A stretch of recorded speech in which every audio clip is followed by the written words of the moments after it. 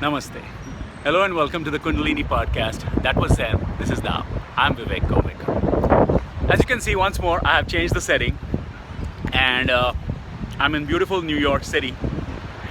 Here's another podcast about Kundalini, about changing yourself. Now, one of the things that you will always have happening in your life is change. And today's video is going to deal with change. Sometimes that change can be drastic. Okay, so for example, one day you could be doing really well in life, and then something really bizarre or incredible happens that you never expected, and then you have to deal with that change. And I'm going through one of those situations right now. So, what are your options? How do you deal with change, especially after a Kundalini awakening? And even if you haven't had a Kundalini awakening, lots of times we don't prepare well for change. We stay stuck in the same patterns and we're not able to see the opportunities that come from that change.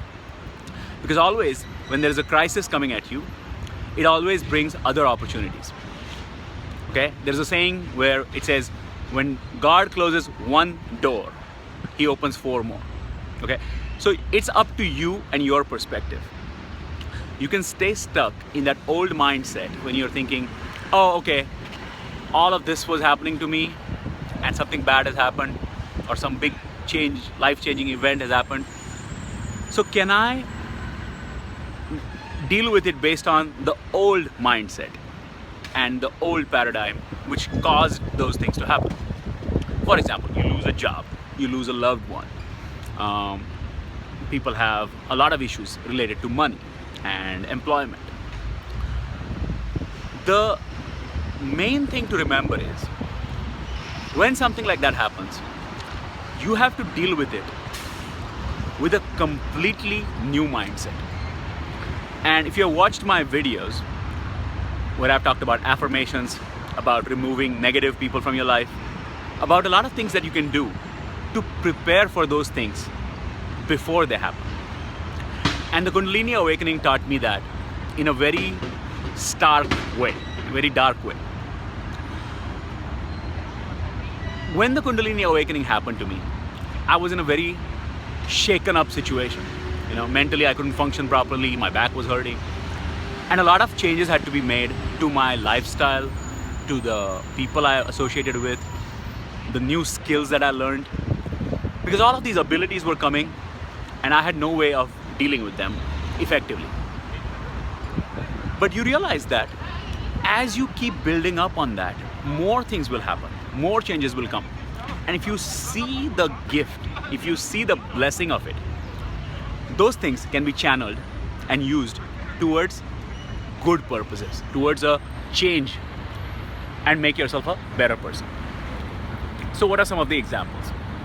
Let's say you lose a job, or you are looking for employment, or a loved one is not in your life anymore. So two ways of dealing with it. One is you can just be in grief, like, what did I do wrong? Why did this happen to me? You know, that's the typical mindset we fall into. The other is, and that's the more effective one, to completely shut out everything from the past, to not allow depression to sink in. It's difficult. How do you prepare for that? You prepare for that by constantly being, even when you are doing well, things are going well, constantly being in that mindset where change could happen, I'm preparing for it, and this is the best way I'm going to deal with it, given the circumstances in my life. There's a great visionary called Alvin Toffler, who passed away recently. He wrote this book called Future Shock. In that book, he talks about life in the 21st century and how it's going to change people's entire way of life, way of thinking. Is going to be totally disruptive. And he wrote about this back in the 70s and the 80s. And all of that is happening now. So one of the great things that he said was, the illiterate in the 21st century will not be the people who cannot read and write. It will be those people who cannot learn, unlearn, and relearn something new. Okay? Or learn something new. if you haven't adapted to situations, if you haven't kept up with those kind of fluxes that are happening in your life, and haven't adjusted to that rhythm, then you're gonna fall behind. So a better thing to do is to prepare yourself, have multiple number of skills, do the best with the opportunities given to you, and most important, keep a positive mindset. And this is not positivity in a very theoretical sense, which is just positive thinking and hoping things will happen. No, your thinking and your actions have to keep pace. In my case, I sometimes get into this rut where stability makes me lazy and lulls me into complacency. Okay, this happens to a lot of people. And you have stopped thinking about new things in life, about giving up those old bad habits and moving on with the next things. And those very things are the obstacles sometimes. So what do? I use affirmations daily. And this I've talked about before, where you listen to a set of affirmations. You can find a lot of YouTube videos. There's one by a man named Paul Santisi. And he has these amazing affirmations that if you put them on at night and go to bed, just listening to all of that positive stuff, when you wake up in the morning, you wake up in a completely different mindset. Okay? You start seeing different things, new opportunities, new ideas. And you can keep working on the old ideas. But if something has gone from your life, something bad has happened, something negative is happening, understand that it is just a layer, outer covering that has to be peeled off from the previous phase of your life. So the universe is giving you instructions, and you are always getting instructions. As I've said in the video before, we think that we are working on free will, on our own mind. And that's not always the case. Most times we are just following along. And that following along is what gets in the way of seeking new opportunities, finding new answers. So I developed a set of skills: photography, making these YouTube videos, and writing, a bunch of other things like that.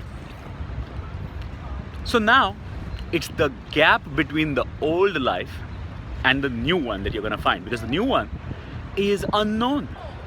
That's why it's so scary. That's why we are so fearful of change. We think that that is all there is. Okay, and if that doesn't go away, within those same parameters, within those same boundaries of the old thinking, how do I do something new with my life, right? What you need to see is you will not make progress or do something new just thinking within those old boundaries.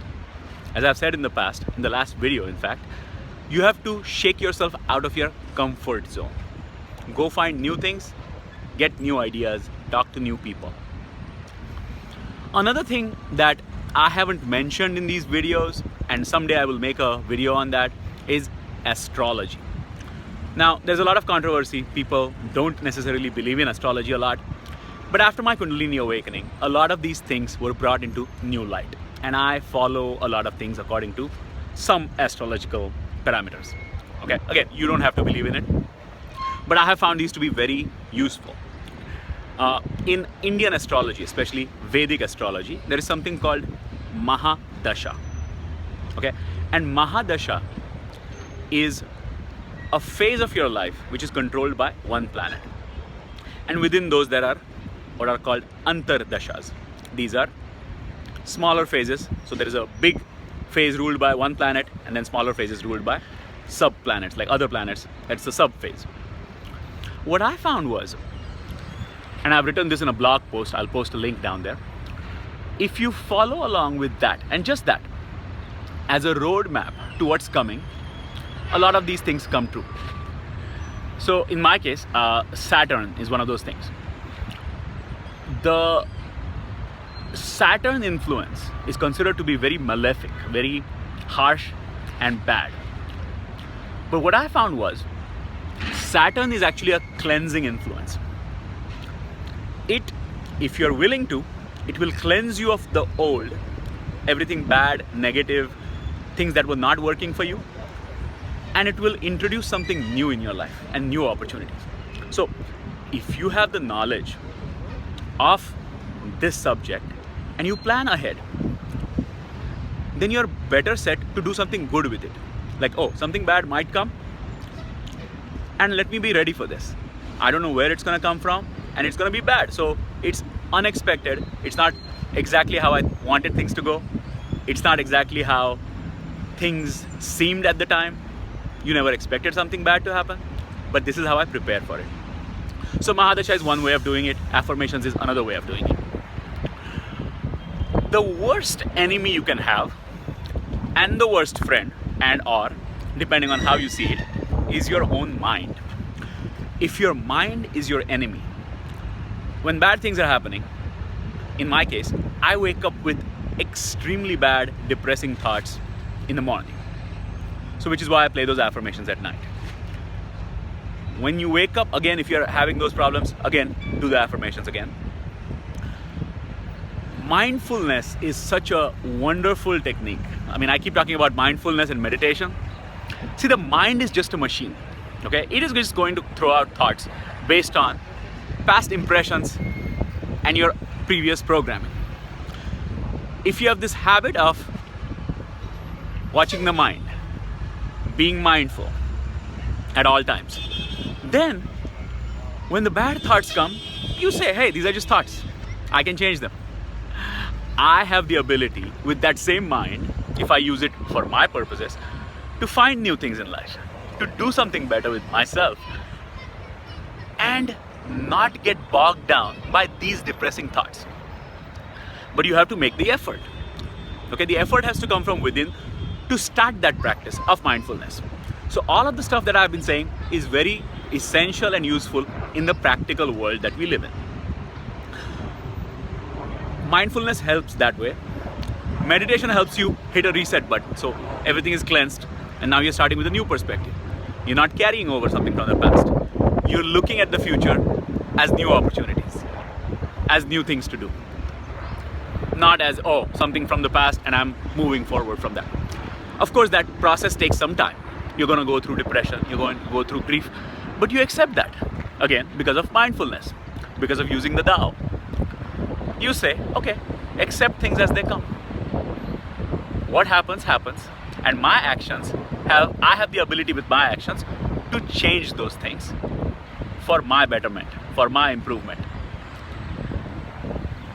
These are things I'm putting in practice right now in some very traumatic situations and very stressful times. Do I know for a fact that I will succeed? I don't know. But I know for a fact that I will put in the effort. That is in my hands. I will make sure my mind works with me, for me, towards something better. And I will make sure that every moment counts. Every moment is spent in doing something constructive and positive so that I succeed in life, so that I move ahead to this next step, which is going to be great. Okay, you have to allow your mind to see that. We allow very easily for our mind to see the fear, to see the misery, but we don't allow it to see the positive. And it is just as possible, just as likely to happen. So, think about yourself and your mind as tools and mechanisms that your real self is using to function in this life. And you have the ability to change the future based on your actions. If you allow your mind to be your ally, to use it as you want to use it, and not allow it to program you with negativity, depression, and bad thoughts. I hope that was helpful. I'm going to enjoy this wonderful New York day. Have a great day. Bye.